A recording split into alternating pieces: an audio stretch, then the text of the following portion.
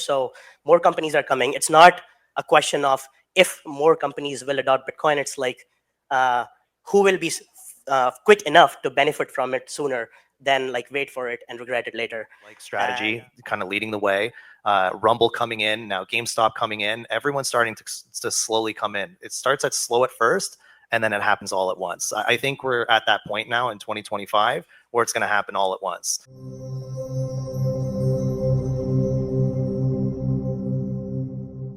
Alrighty, everybody, what is going on? Welcome back to another CYPRX video banger. In today's video, I'm going to be showing you all that the researchers have been right this entire time. From an institutional perspective, we're going to hear that the bullish fundamentals in the crypto market via the underlying infrastructure have not been priced into current digital asset prices, that it is a bigger risk not to hold cryptocurrencies than it is to hold these cryptocurrencies, and that we are in a mass transformation of the global financial ecosystem. So with that being said, buckle up your seatbelts. Today's video breakdown is going to be a lengthy one. We're going to be diving into some documents from Ripple, some upcoming events taking place, and listening to some panel discussions. So I want to start here to set the tone for today's video breakdown. Keep in mind that the vast majority of videos that I'm going to share with you guys today go relatively unnoticed.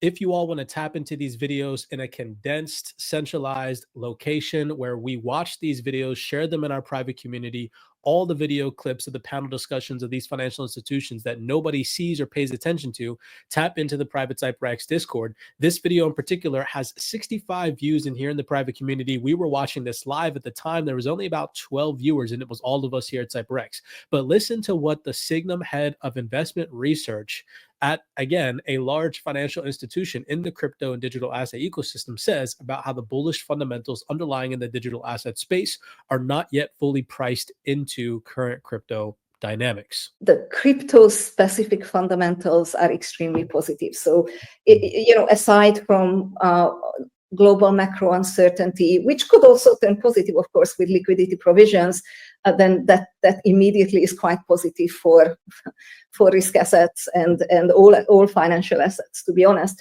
But the crypto specific news has been so positive, and it's right now not in the prices because of the macro related moves. I have heard from some tier one banks that they may issue their own US dollar stablecoin. And hard for me to predict how that plays out. Yeah. But that also is evidence that they're leaning in a way they haven't before. And again, if there's one thing I would emphasize to this audience, we are underestimating the tailwinds from the shift of the last 6 months. The largest economy in the world has been quite hostile to our industry and is now moving the other direction quickly. And I think we underestimate those tailwinds. Yeah. Absolutely. I totally agree with that sentiment. Now, I just wanted you all to hear that. Again, that's coming from an individual representative from a financial institution, not an individual on the internet with an opinion. Okay. Now, just to move on, showing you all that the researchers, the good researchers out there, like, for example, T's Crypto Spot, have been validly pushing out information to you guys that, yet again, goes unnoticed, that is extremely important to your long-term survivability in this space. T said here, it is a bigger risk for you not to hold crypto than it is for you to hold it. Let me show you guys that regulated entities and large participants in this space are saying the same exact thing, word for word. So we're going to come over here to this event that took place recently in March, the GFTN forum in Japan. This was posted by Global Finance and Technology Network. We're going to come back to this document and tap into one of the regulated entities that attended this event. But we can see how massive this event was. The reason why I'm showing you all this list is because, again, think about it. Having this type of confidence to say this in front of these large organizations paints a huge positive long-term trajectory of this digital asset ecosystem. So you can see the attending organizations in 2025 included organizations like EY, FIS, IBM, JP Morgan, just to name a few. You got MasterCard, whom we'll get into a MasterCard representative later on in today's video breakdown. You got Swift, you got Visa, you even have Ripple here attending this event. You have the Bank of International Settlements, you have multiple different central bankers attending these events. And so again, I just wanted to show you all systemically important organizations are attending these events, and look what major representatives on stage are telling you all straight to your face, similar to what the researchers have been saying. So if we tap in right here and we kind of zoom in, it says right here, and this is coming from Hideki Ito, hopefully I'm pronouncing that correctly. He is the commissioner of the Financial Service Agency in Japan. Regarding digital assets, Ito highlighted that the FSA has developed a comprehensive regulatory framework for crypto assets, stablecoins, and digital securities. As a result, when FTX went bankrupt back in 2022, Japanese users were the most protected compared to other users from any other country. The FSA is now considering new frameworks for crypto assets to be treated under investments and easing requirements for reserve asset management for improving remittances and payments. They are also fostering growth in the digital securities markets, including tokenized deposits and green world assets, which currently stands at about 140 billion yen. And right here, Hideki Ito reiterated what T has said to you guys in previous posts. This is the time to be very aware of the risk of not taking any risk. That is a huge statement right there, coming directly from the Commissioner of Financial Services Agencies in Japan, right? That is huge. Word for word, that is literally what reputable researchers in this space have been telling you, and this is back from around the same exact time that this event took place. You can clearly see that researchers in this space, valid researchers, are tapped into this type of information, and they're projecting it to you guys so that way you soak it up and you don't become fearful and miss one of the biggest opportunities that our generation will ever witness. Okay. Now, to move on, let's play some video clips from some of these large market participants. This is a representative from Strategy, along with the CEO and founder of Rumble. Even though they're specifically talking about Bitcoin, I want you to take into accountability kind of what we're showing you all, in that they have the similar ideology that these financial institutions and these large companies and organizations, they know that if they do not adopt these crypto technologies and make investments into the space, they risk falling behind. And that's the key vocabulary I want you guys to pay attention to, that as we progress and time goes on, more and more companies are going to adopt, more and more organizations are going to flood into the crypto ecosystem, and you do not want to be late to the party. Back then, things were more difficult and there were less vendors and less information out there. So we had to go through the entire process to have the setup in place. Now it's well documented and companies are able to, have a shorter turnaround time to get there to their first purchase. And today there are 70 plus publicly listed companies holding Bitcoin on balance sheets globally. And they have around 700,000 Bitcoin worth like $60 billion. So more companies are coming. It's not a question of if more companies will adopt Bitcoin. It's like who will be quick enough to benefit from it sooner than like wait for it and regret it later. Who will be quick enough to benefit from it sooner than like wait for it and regret it later. And it takes guts. Like running Rumble and doing free speech in 2021 or 2020 was, we're all alone on an island and no one thinks it's a good thing. Everyone kind of runs away from it. We're in 2025 and now Meta and Zuckerberg are saying free speech is great. So it takes like the first movers to jump in and really push the envelope, like Strategy kind of leading the way, Rumble coming in, now GameStop coming in, everyone's starting to slowly come in. It starts at slow at first, and then it happens all at once. I think we're at that point now in 2025 where it's going to happen all at once. And it just needed like some legs over the last 1 or 2 years. And I think we now kind of seeing those legs. And I think you're going to see the floodgates open up here very quickly. Everyone's going to follow. They needed to see the first movers do it. They needed to see the first movers stay alive. And now they're just going to follow. Yeah, I think 5 years ago, there was one company doing this. 2 years ago, there were like a dozen companies and miners. Now there are 70 companies publicly listed doing this.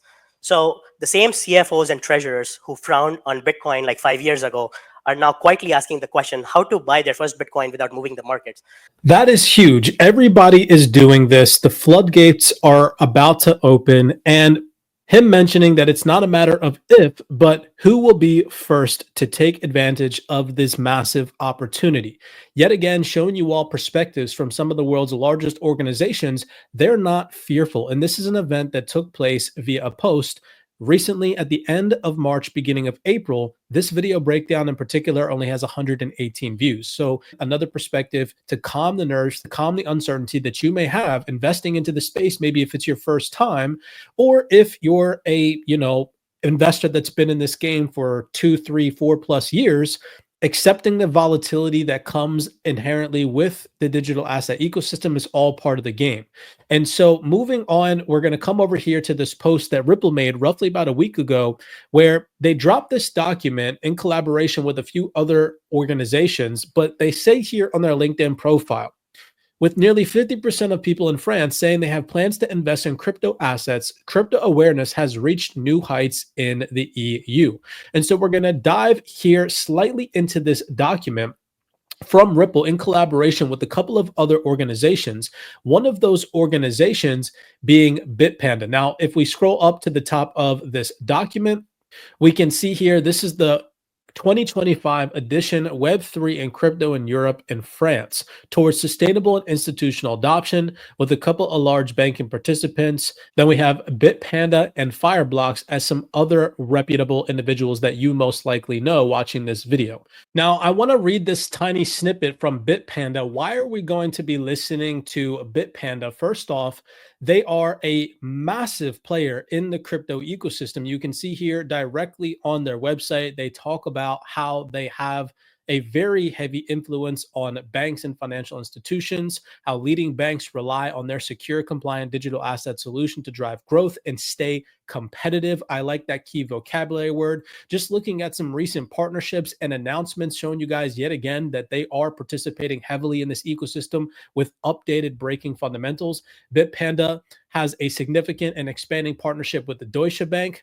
Bitpanda Technology Solutions also has partnered with one of Australia's largest banking groups. And most recently, Bitpanda signed a multi-year partnership with the ATP Tour. You can see over here, actually ongoing right now, Bitpanda is making a debut as a partner of the ATP Tour, the first crypto brand to hold exclusive partnership status with the global men's tennis circuit. This partnership started in 2025 and will see Bitpanda become the official partner of the ATP 500 and the ATP 250 tournaments in various European cities. So I'd say that they are pretty important. And so when they say things like this in their documents in collaboration with organizations whom you know, like Ripple, we should pay attention, right? And so let's just tap in and read this little tiny snippet from Bitpanda. In the 12 months since Aiden's last report, and this is going to prove that they're building out a new digital economy, the crypto industry has changed dramatically. We are currently in a new phase of mass adoption driven by growing institutional trust, increased consumer demand, and greater regulatory clarity. This is not a single election, an ETF approval, or the launch of a single service by a bank, or the issuance of a new cryptocurrency. It is a clear shift in perspective in the beginning of an integration of crypto as an established component of the global economy. That is huge and goes hand in hand with something that Sergey said at a recent DC blockchain summit that took place in DC in 2025. I'm very impressed by the massive shift that has happened towards our industry. I've taken multiple trips here this year, and I've seen a big shift, not only in perception, but also in the willingness to take action. I completely agree with Cody and the folks from the Chamber of Digital Commerce that at the end of the day, this is a very unique opportunity for us in our industry to be formed in the right way. And because the US occupies such a large position in the global financial system, I think it'll reverberate from the US into the larger global financial system. So the decisions that are going to be happening here over the next 18 to 24 months will indeed shape our industry both here in the US and globally. So this is almost word for word what Sergey has said on stage at a recent event in DC, right? We are at a stage where not taking any risk in crypto is actually a bigger risk. Now, obviously, of course, to each his own, do your own personal research, not investing advice, but I firmly believe that high value blue chip digital assets, companies and organizations that are partnering with large financial institutions and helping build out the infrastructure to onboard billions of people are going to perform relatively well in the near future. Now, it goes on to say that The reality is that French investors remain cautious. 81% of those who buy crypto invest less than 5,000 euros. It also says that, as we see in this year's report, crypto awareness in France is higher than ever, with more than 90% of French people knowing at least one type of digital asset. It says and talks about how now is the time to decide, will France take the lead in digital assets or will it lag behind, which kind of full circles to how we started today's call, mentioning not taking any risk is a bigger risk than actually holding crypto. Now, last but not least, because we mentioned them building out a new digital economy, I want to share some keynote insights from an organization or an individual representative from an organization whom in which you most likely know. If you're watching this video breakdown, you either know of MasterCard or actively have a MasterCard in your pocket, wallet, or purse, literally as you're watching this video breakdown. And listen to what an industry-leading expert, Dorothy Yesenberg from MasterCard, said just 12 days ago in a video breakdown panel discussion that only has 17 views. Keep in mind the statistics that I just showed you guys. She's going to talk about how many people are actually here in the digital asset ecosystem and how early we are, coupled with how MasterCard is integrating the ability for users, everyday cardholders, to make crypto payments, which is a huge confirmation that this space is not going anywhere. And one of the biggest payment platforms on the face of this planet is integrating crypto into its core infrastructure. Take a second and listen. What do we see then in terms of adoption? So where are we actually on our overall journey? Still nascent. No, 550 million globally in terms of crypto ownership is not humongous. 6.8% of the whole population in terms of crypto ownership is not humongous. 6.8% of the whole population. Switzerland is standing out here a little bit actually with their 11.5% adoption. Move. And the second off-ramping use case is actually what we call the crypto card or the Web3 card. Is yes, I can use my Gemini card, my Bybit card, my Nexo card to go actually to Starbucks and pay my coffee, or to H&M pay my pair of trousers with crypto. So those are the use cases that are already live and working in the market. We have around 100 different or more than 100 crypto cards in the world live. Maybe you've heard or seen also the MetaMask card. So I just wanted you all to hear those perspectives from another reputable individual with credentials in this space tell you guys that they are integrating crypto into the financial system, where you can go to Starbucks, you can go to H&M and pay for your things, your everyday goods, with cryptocurrency. So for naysayers out there, individuals that are like, oh my gosh, crypto's a scam, it's going to go away, you shouldn't invest in it. Hopefully this video breakdown, this detailed video breakdown, shows you guys that from a regulated perspective, from large financial players in this space, crypto is everything but dead. And you need to be doing research or you risk being left behind. As always, bringing you all some of the realest information, showing you guys the video clips, the panel discussions, the documented proof that nobody else is covering in the game.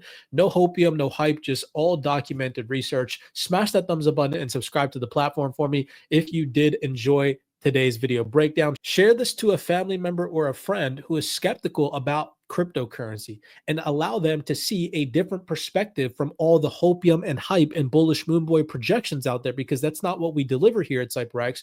We deliver real valid research to show you all that there is nothing wrong with the underlying infrastructure in the crypto ecosystem, and that right now we are simply in a risk-off market environment because of the Trump tariffs, the geopolitical tensions, the uncertainty surrounding central bank positioning, the list goes on. But when all of that uncertainty subsides, again, the underlying fundamentals in crypto have not been priced in yet, and we are set to experience a massive upside move after all of those uncertainties subside, and we do see this current crypto downturn fall out. As always, none of this is financial advice. Many blessings to you guys. I will see you all in the next video breakdown.